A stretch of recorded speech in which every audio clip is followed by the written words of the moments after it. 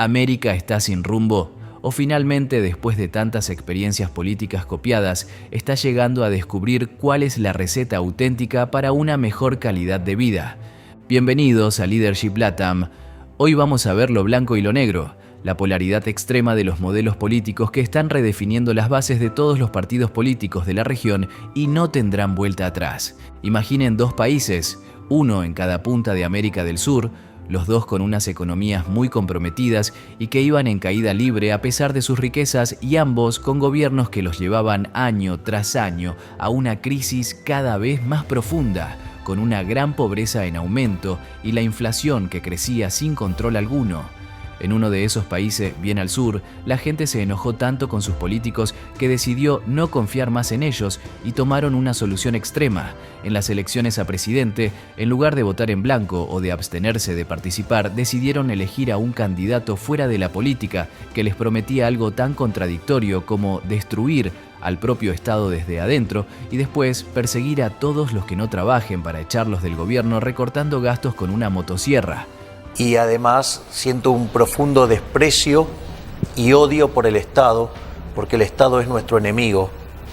El enemigo es el Estado es básicamente peor que una mafia, porque por lo menos la mafia tiene códigos y además la mafia compite y cumple con su palabra. El Estado no solo que no cumple con sus promesas, sino que todo lo que toca lo empeora. Y además se financia con una fuente coactiva de ingresos, es decir, se financia a punta de pistola, por ende los impuestos son un robo.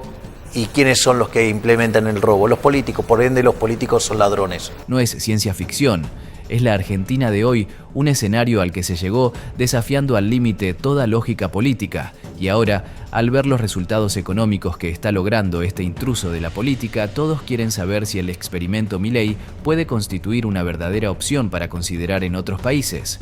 En el extremo norte está la situación irónicamente opuesta, un grupo de políticos que está hace 25 años en el poder y ya están cansados de que su pueblo no los vote y no los elija para seguir gobernando, por lo que decidieron desconocer el mandato popular de las urnas, ocultar las actas que evidencian la derrota electoral y quedarse en el poder utilizando el monopolio de la fuerza que tiene el Estado. Y soy la garantía de la existencia misma de la República. No exagero ni un milímetro.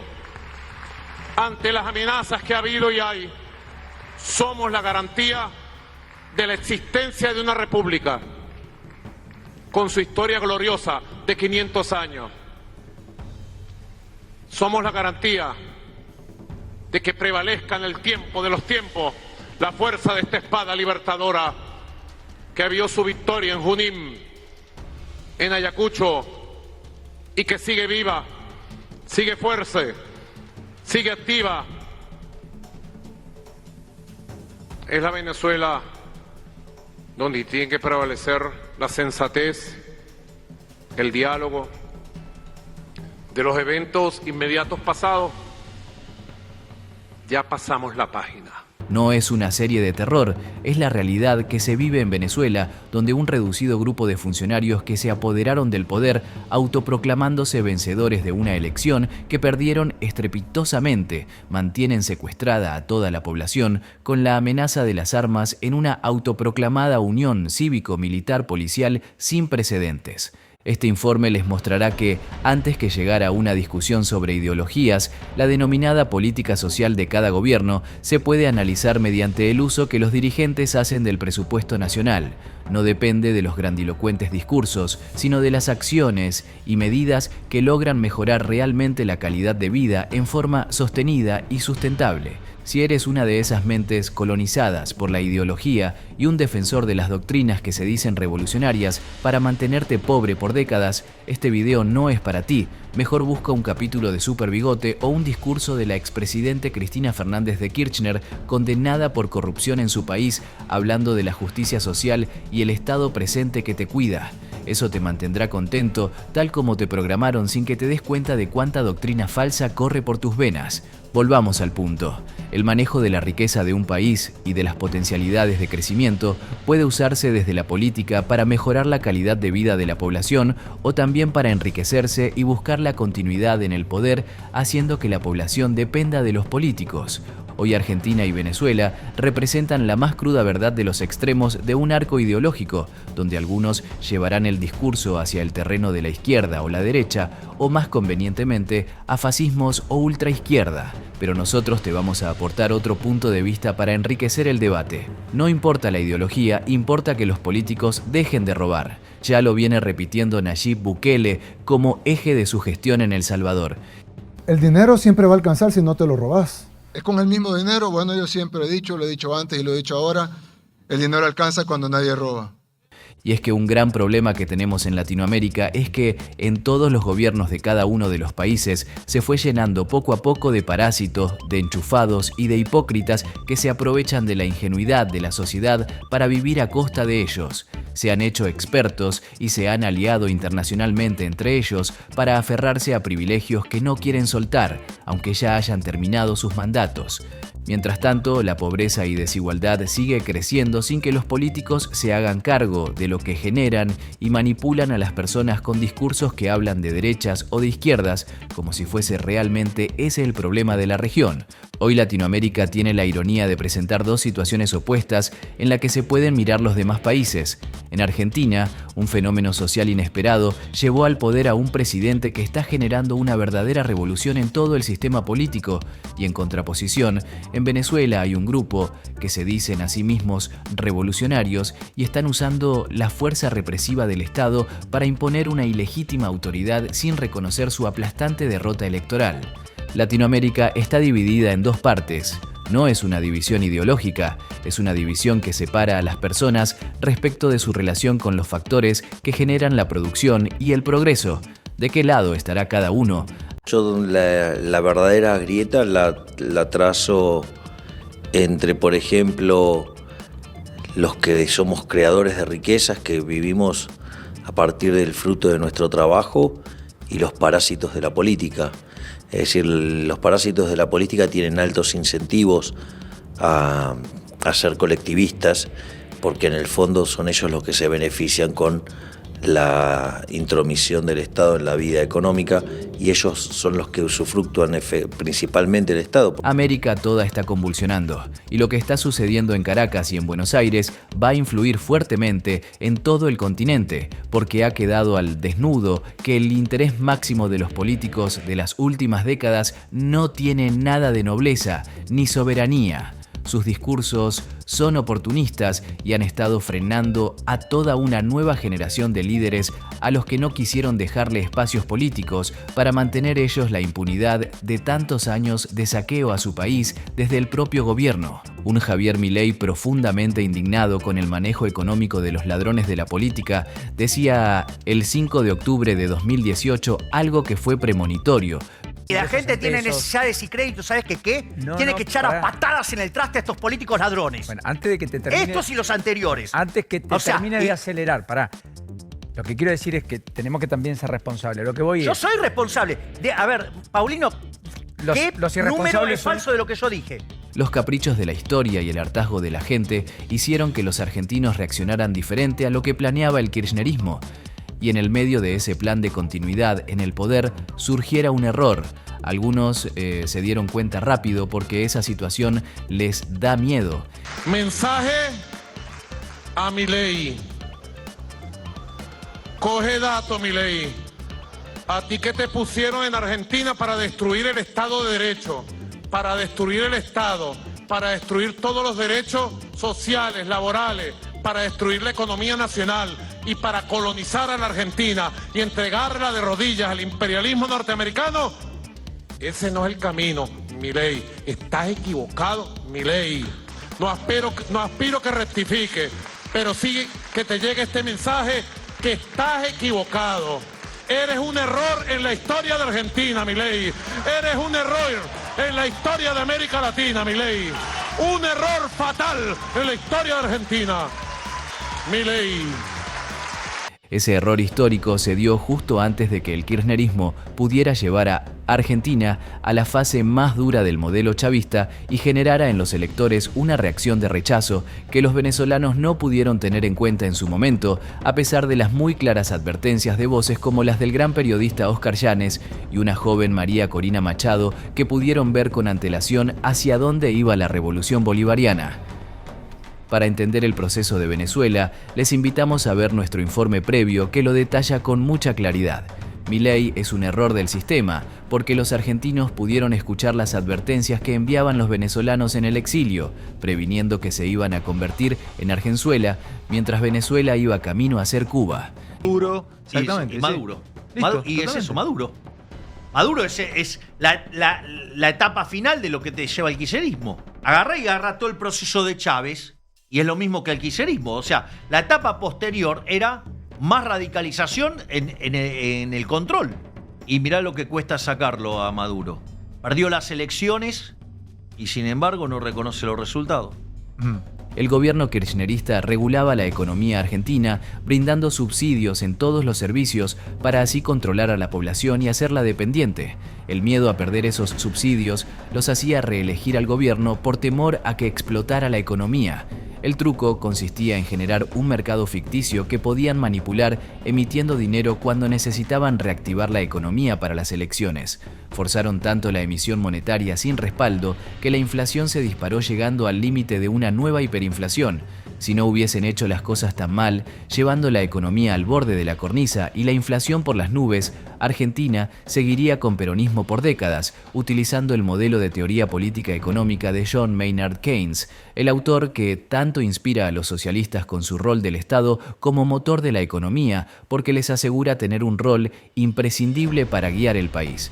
Esta situación es la base de la mentira que utiliza el socialismo para controlar a la población y que muchos venezolanos la toman como una verdad absoluta que los convence de defender el modelo. No muy lejos de ese camino se encuentra México con Claudia Sheinbaum, Colombia con Gustavo Petro y Brasil con Lula da Silva.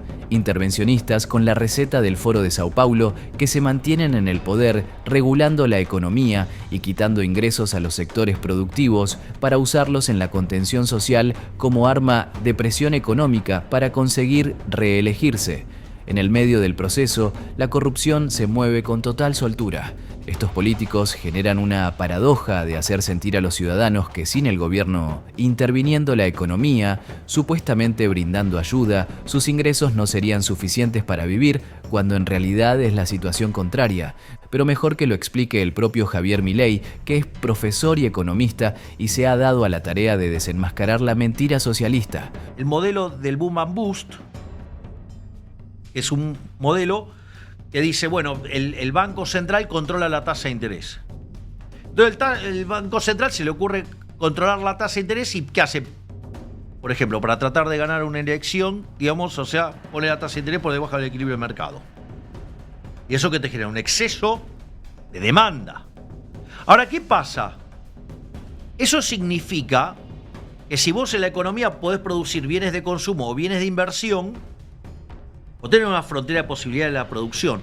Pero cuando vos ponés la tasa de interés por debajo del equilibrio, entonces vos ahora estás consumiendo más de lo que deberías consumir y estás invirtiendo más de lo que podrías invertir.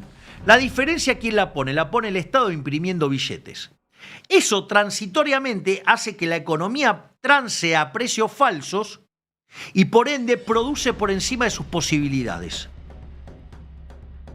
Produzca por encima de sus posibilidades. Porque la economía está transando a precios falsos. Pará, porque le inyectaste.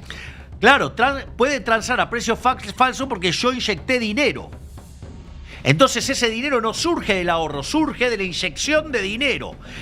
Ya hace de dinero espurio, de falsificación de dinero que hace el Banco Central. Entonces, ¿qué pasa?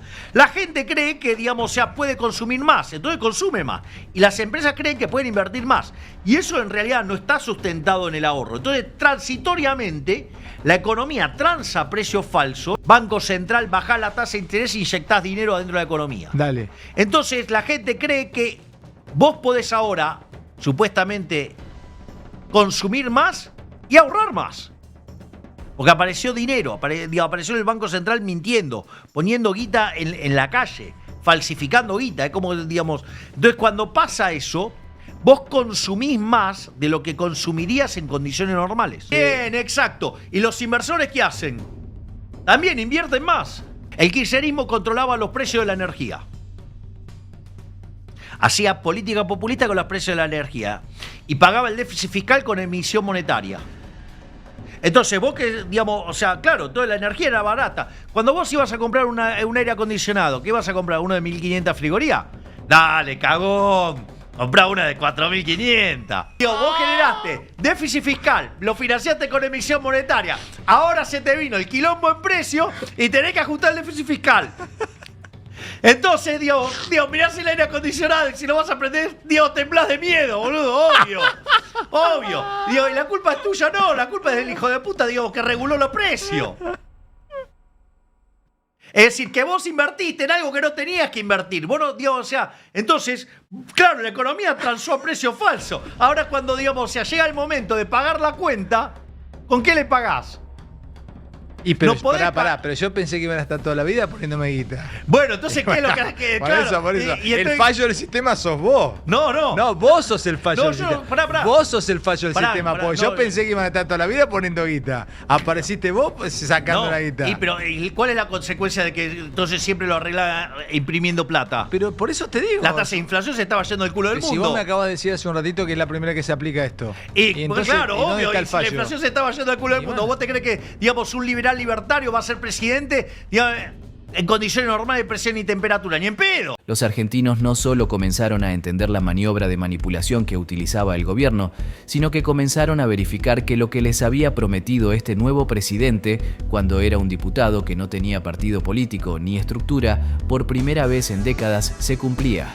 Ningún político cumplía la palabra comprometida. Además, nunca nadie había proporcionado previamente una explicación racional, lógica, basada en ciencia, que mostrara al país que habían estado bajo un gran engaño durante varias décadas. Y él también estaba enojado, indignado, y señalaba la causa y los culpables. Basta de mentira, basta de la mentira progresista, basta de la mentira, basta. Entonces, a ver, vos sos competitivo si sos productivo o no. Y esa productividad vos no la tenés que ganar empobreciendo a la gente que labura. Basta de romperle el culo al que labura, basta. Entonces se termina con la joda monetaria. Vos, ¿sabés qué? Vos sos productivo, vos tenés buena tecnología, vos, ¿sabés qué? Competí. Entonces, si vos competís, te va a ir bien. Si vos sos malo compitiendo, vas a quebrar. Sí, pero para competir me tenés que dar entrenamiento. No me largues a competir con una empresa norteamericana que tiene 100 años de... Entonces, digamos, es el argumento de la industria infante. Llevamos 70, 80 años con el argumento de la industria infante. Nunca creció, entonces. Digamos, tenemos un infante de 80 años. Se va a morir. ¡Dale! ¡Basta de mentira! ¡Basta de la mentira progresista! Vos agarrá y competí. Si sos bueno, te va a ir bien. Si sos malo, vas a quebrar. Digo, ¿qué decía Hayek? ¿Qué decía Hayek? Premio Nobel de Economía en 1974. Si los zurdos supieran de economía, no serían zurdos. Es decir, el problema es que no saben de economía. Décadas de políticos argentinos, en su mayoría de profesión abogados, explicando cómo iban a reducir la inflación y nunca lo lograban, hasta que llega el menos imaginado al poder y logra explicar las causas, controlarla, bajarla y proyectar una economía seria y previsible. Esta experiencia de solo un año dejó en evidencia que el manejo del Estado por parte de los gobiernos progresistas había sido una verdadera estafa para autojustificarse en sus cargos. Venezuela se transformó en la muestra más evidente de que una economía centralizada solo produce más pobreza, exilio y deterioro progresivo de cualquier indicador que pueda tomar para medir la calidad de vida. Es por eso que el régimen oculta los datos y solo emite discursos en el que se justifica a sí mismo como imprescindible, cuando en realidad son el cáncer que está consumiendo al país desde adentro. Son el espejo de Cuba, pero lleno de recursos desperdiciados. La revolución bolivariana, como lo hemos expresado en informes previos, vivió su primavera económica gracias al aumento de las exportaciones de petróleo y demás commodities en el periodo de auge del crecimiento de China. Esto se dio entre los años 2000 y 2012, y elevó no solo el valor del barril a niveles nunca antes visto, sino que también el volumen de su demanda, generando al inicio del gobierno de Chávez un excedente de dinero inesperado que no fue aprovechado por los revolucionarios de rojo para otra cosa que colonizar las mentes de la población para que los reelijan. Pero cuando ese periodo se terminó, Venezuela se encontró sin su líder carismático y tuvo que dejar todo en manos de una figura muy obsecuente que desconoce la ciencia económica. Nicolás Maduro no tiene formación universitaria y en su carrera política solo ha tenido adoctrinamiento y formación cubana, por lo que ignora profundamente el funcionamiento del mercado y las maneras de generar crecimiento económico genuino. Para Maduro, la política es convencer, influir, intervenir, imponer, obligar, y si todo esto no funciona, extorsionar, perseguir y encarcelar. Es un analfabeto en economía, como la mayoría de los presidentes autodenominados progresistas. Los pocos que lograron aprender algo, lo hicieron a costa de hacer crecer la pobreza en su país. Mirá, el punto es el siguiente. Hayek tenía una frase que era brillante. Si los socialistas supieran de economía, no serían socialistas. Maduro viene mintiendo a la población año tras año que va a mejorar la economía, pero además de ser un inescrupuloso delincuente, es un inepto para gestionar el futuro del país, a pesar de que busca rodearse de funcionarios que le dicen lo contrario, porque en definitiva son todos cómplices de una mentira inexplicable. Nicolás Maduro es un verdadero demagogo de la peor calaña. Nosotros vamos a peinar todo el país, porque vamos a lograr equilibrar la economía verdadera, la economía real. Vamos a equilibrar la economía real. Y me voy a concentrar las 24 horas del día en el tema de ganar la batalla económica para la prosperidad y la felicidad de nuestro pueblo. Si no, actuaré con todo el peso de la ley y la Constitución. Ya basta ya de emboscadas y de guerra económica contra el pueblo. 2017, 2018, es decir, ya tienen que ser los años que desmontemos,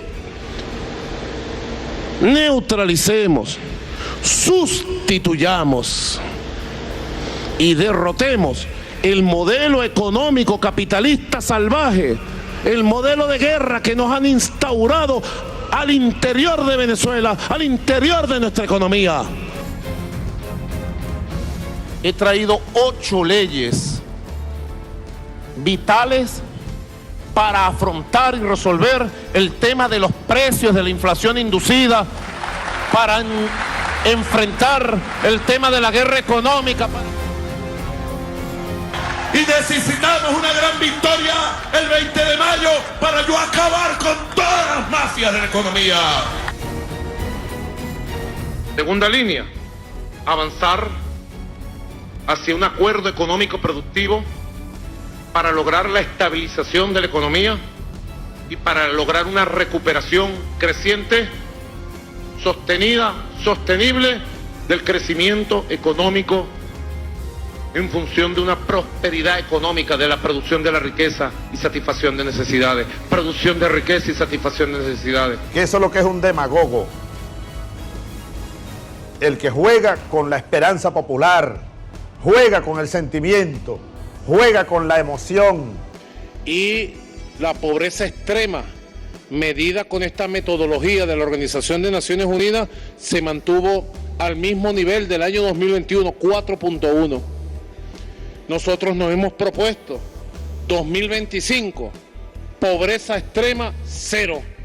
Va a ser difícil, sí, pero tiene que ser la meta, compañeros, ministros, ministras.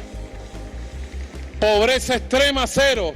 Los mejores ingresos por exportación de petróleo que tuvo Venezuela fueron dilapidados irresponsablemente en comprar voluntades y tratar de seducir a la sufrida población con el carisma de Chávez para que les permitieran aplicar la receta cubana de Fidel Castro y lograr hacer una reforma de la Constitución y sentar en ella las bases para una dictadura que les permita perpetuar su gobierno, tal como lo hicieron en Cuba.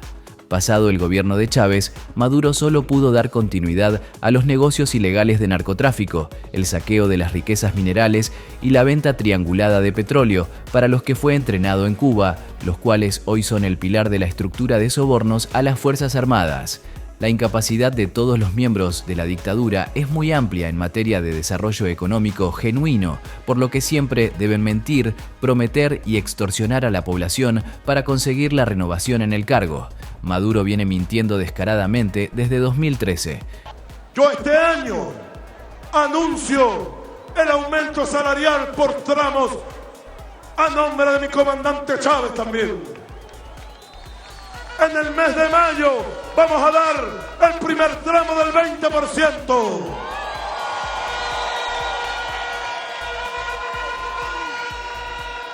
En el mes de septiembre, desde el 1 de septiembre, un 10% adicional. Y en el mes de noviembre vamos a hacer un ajuste de acuerdo a la inflación entre el 5 y el 10%, de acuerdo a cómo se comporta la inflación. El brutal golpe que le dio María Corina Machado, poniendo en evidencia el fraude electoral, hará que ahora busquen con urgencia modificar nuevamente la Constitución para que les permita perpetuar la denominada revolución por encima de la voluntad de la población. Los venezolanos hoy viven en una dictadura que solo podrá tener un final drástico y violento. El contraste entre Nicolás Maduro y Javier Milei no merece ningún intento de análisis. Es más que obvio que no solo son adversarios ideológicos, sino que son verdaderos enemigos sin respeto mutuo. En este contraste en el que la mayoría de los medios de comunicación se centran en las diferencias que hay entre la izquierda y la derecha, algunos incluso lo expresan en términos de la extrema derecha y el comunismo. Para nosotros, la importancia está en la realidad de lo que se hace en el plano económico que estamos revisando. En este plano existe una diferencia que no puede ser analizada en términos de ideologías, sino más bien en categorías binarias que separe a los honestos y los ladrones.